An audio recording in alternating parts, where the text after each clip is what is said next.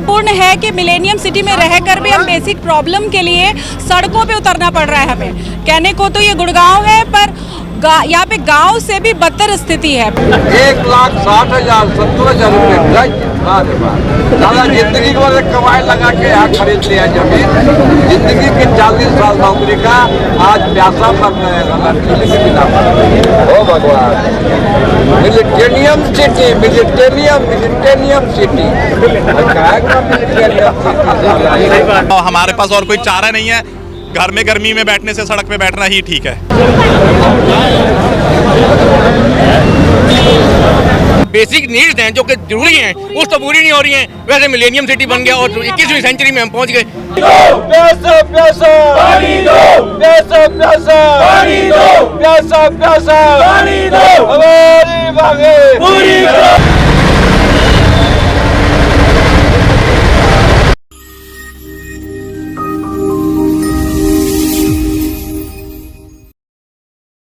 बिजली विभाग हाय हाय, सड़कों पर बैठे बुजुर्ग, महिलाएं और तालियां बजाकर प्रशासन का मातम मनाते ये लोग गुरुग्राम में एक सोसाइटी में रहने वाले, सेक्टर में रहने वाले वो पढ़े लिखे लोग हैं जो कि पिछले 3 दिनों से बिजली ना आने से परेशान हैं और आज मजबूरन इन्हें सड़क पर बैठना पड़ा है। दिखाएंगे आपको इस खबर में कि आखिरकार गुरुग्राम के लोगों को बिजली पाने के लिए क्यों उन्हें सड़कों पर बैठना पड़ रहा है और घंटों गर्मियों में क्यों उन्हें जाम लगाने के लिए मजबूर होना पड़ रहा है। नमस्कार, मैं हूं सुनील यादव और आप देख रहे हैं गुरुग्राम न्यूज। जब से भीषण गर्मियों की शुरुआत हुई है उसके बाद से न केवल गुरुग्राम में बल्कि पूरे दिल्ली एनसीआर में इस तरह के हालात बन गए हैं कि मानो कितनी भीषण गर्मी पड़ रही है और बिजली के कट लंबे लंबे लग रहे हैं, जिसकी वजह से ना लोगों को राहत मिल रही है गर्मी से और ना ही उनके घर में ठीक तरीके से पानी आ रहा है। ऐसा ही हाल गुरुग्राम के सेक्टर 46 इलाके में है, जहां पर लोगों का यह आरोप है कि पिछले 3-4 दिनों से उनके रात में घरों में बिजलियां नहीं आती हैं, जिसकी वजह से वो रात भर सो नहीं पाते हैं। इन्वर्टर फेल हो चुके हैं, बच्चे दिन में स्कूल नहीं जा पाते क्योंकि रात भर वो ठीक से सो नहीं पाते हैं। बच्चों के एग्जाम चल रहे हैं लेकिन वो तैयारी ठीक तरीके से नहीं कर पाते हैं क्योंकि बिजली उनके सेक्टर में ठीक तरह से नहीं आ रही है। इसी पर सेक्टर निवासियों ने एक प्लान बनाया और शाम तकरीबन 7 बजे गुरुग्राम के झाड़सा पुलिस चौकी के ठीक सामने बख्तावर चौक के पास ये लोग सड़कों पर आ गए और सड़क पर नीचे ही बुजुर्ग, महिलाएं सब बैठ गए और विरोध प्रदर्शन करने लगे। इस विरोध की जैसे ही जानकारी जिला प्रशासन को लगी, गुरुग्राम पुलिस को लगी, उसके बाद 3 थानों की पुलिस मौके पर पहुंची। पुलिस वालों ने लाख कोशिशें की कि लोगों को जाम लगाने से हटाया जाए, जहां पर उन्होंने जाम लगाया हुआ है, सड़क पर बैठे हुए हैं, वहां से हटा के इनको साइड किया जाए। लेकिन जो स्थानीय लोग थे, परेशान लोग थे, वो इनकी मानने को तैयार नहीं थे, पुलिस वालों से ही बहस करते हुए नजर आए। हालांकि बिजली विभाग के एसडीओ को भी मौके पर बुलाया गया, लेकिन लोगों की मांग थी कि डीसी को मौके पर बुलाया जाए, वो कोई आश्वासन आकर देंगे तो उसके बाद ही वो यहां से हटेंगे। लगभग 3 घंटों तक ये लोग इसी तरह सड़क पर मौजूद रहे। पुलिस ने जैसे तैसे कोशिश करके सड़क को खुलवाना चाहा, कुछ देर के लिए सड़क फ्री भी हुई, लेकिन उसके बाद फिर दोबारा ये लोग चेन बनाकर इसी तरह सड़क पर आ गए और फिर दोबारा उन्होंने ट्रैफिक लगा दिया। इन लोगों की परेशानी शहर के तमाम निवासियों के लिए परेशानी का सबब बन गया, क्योंकि ये तो बिजली ना आने से परेशान थे, बल्कि इन्होंने जो जाम लगाया उसकी वजह से जो सैकड़ों गाड़ी चालक थे वो गर्मी में मरने को मजबूर हो गए। वो भी सड़क पर घंटों इस जाम को झेलते रहे, फंसे रहे। लेकिन पुलिस ने जैसे तैसे इन लोगों को थोड़ा बहुत समझाकर उस जाम को खुलवाया और फंसे हुए लोगों को निकाला। लेकिन बाद में भी ये लोग दोबारा सड़कों पर आ गए और इसी तरह जाम इन्होंने लगवा दिया। कुछ तस्वीरें वहां की मैं दिखाता हूं आपको ऑडियो के साथ और फिर इन लोगों की बातें सुनवाता हूं, समस्या सुनवाता हूं कि इनका क्या कहना है, क्या आरोप है। पूरी करो हमारी मांगे, पूरी करो, प्यासा प्यासा पानी दो, प्यासा प्यासा पानी दो, प्यासा प्यासा पानी दो, प्यासा प्यासा पानी दो, प्यासा प्यासा पानी दो, प्यासा प्यासा पानी दो, हमारी मांगे पूरी करो, हमारी मांगे पूरी करो, हमारी मांगे पूरी करो।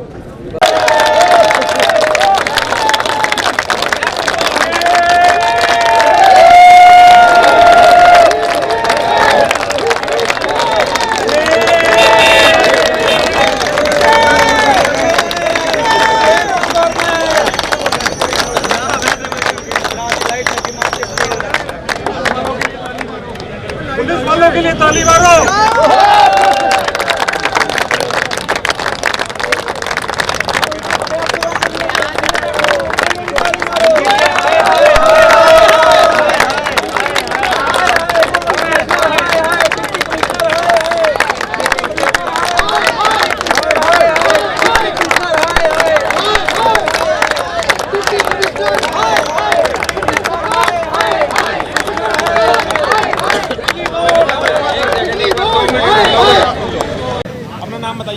मेरा नाम डॉक्टर रश्मि अग्रवाल है। डॉक्टर साहब, किस लिए आज आप लोग जाम लगा रहे हो, क्या कहना चाहेंगे आप? जी, हम बिजली की समस्या से त्रस्त हैं और ये दुर्भाग्यपूर्ण है कि मिलेनियम सिटी में रहकर भी हम बेसिक प्रॉब्लम के लिए सड़कों पे उतरना पड़ रहा है हमें।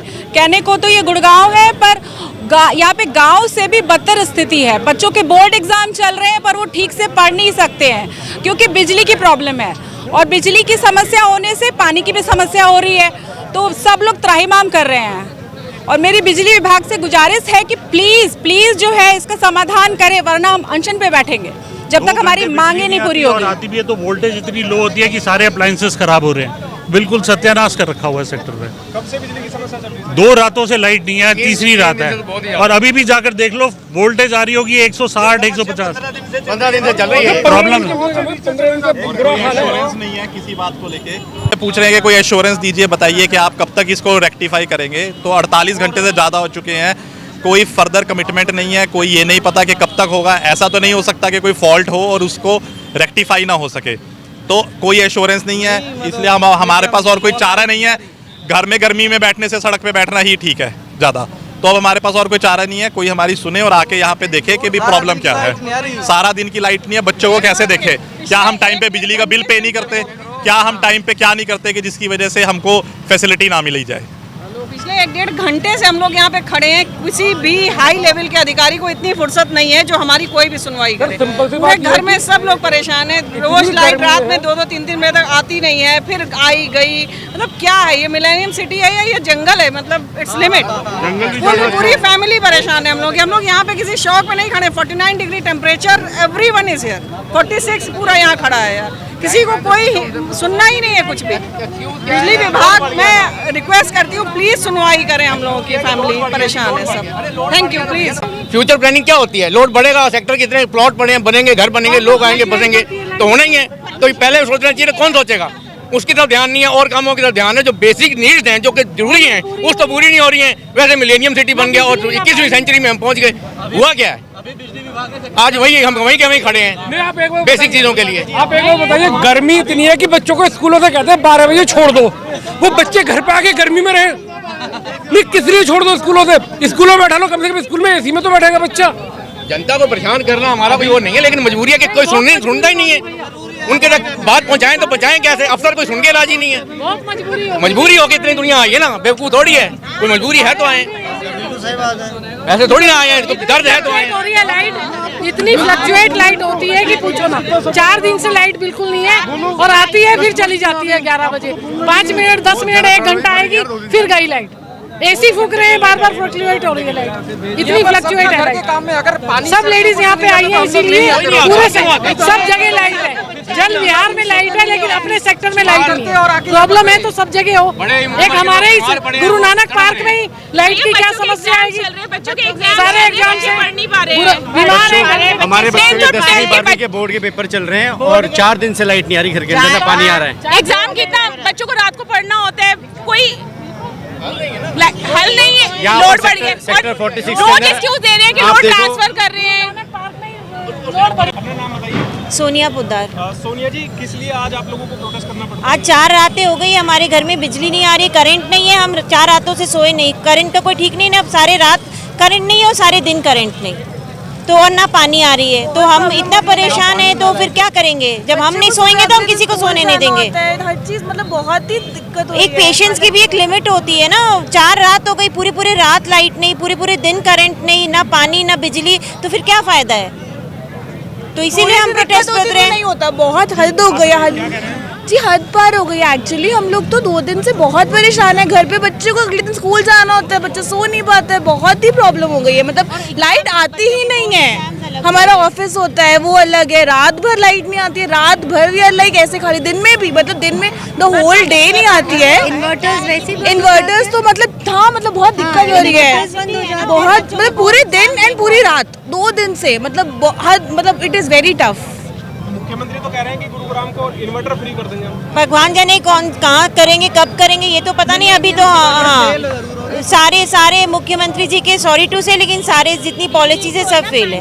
हमें तो नहीं मिल रहे, पता नहीं कहाँ करेंगे, किस सेक्टर को इन्वर्टर फ्री करेंगे। हमारे सेक्टर के तो बुरा हाल है, रोड्स का बुरा हाल चलिए वो भी बेरेबल है, लेकिन करंट 45 डिग्रीज में हमें मैनेज हो जाएगी तो कैसे मैनेज हो पाएगा? ये कैसे मैनेज करें? 45 एक टेम्परेचर देखिए आप, और उस पर बिना बिजली के हम कैसे सोएं सारी रात? 4 रात हो गई, बच्चे पढ़ नहीं पा रहे, हम सो नहीं पा रहे, तो फिर हम क्या करें? मजबूरन हमें ये कदम उठाना पड़ा। अभी कब तक यहाँ पर रहेंगे आप लोग? जब तक हमारी सुनवाई नहीं होगी, जब तक कोई सोल्यूशन नहीं निकले, चाहे हमें सारी रात बैठना पड़े, हम बैठेंगे। मतलब वी नीड अ सोल्यूशन कि दोबारा लाइट नहीं होना चाहिए, सो दैट लाइट का कुछ अरेंजमेंट हो जाए, then we'll be doing it. मतलब ये सोल्यूशन हमारा निकाल दीजिए तो हमें कोई दिक्कत, मतलब कि हमारी प्रॉब्लम सॉल्व हो जाए, हमारे बच्चे ठीक से आराम से स्कूल जा सके, हम लोग आराम से एटलीस्ट ऑफिस का काम वाम कर पाए।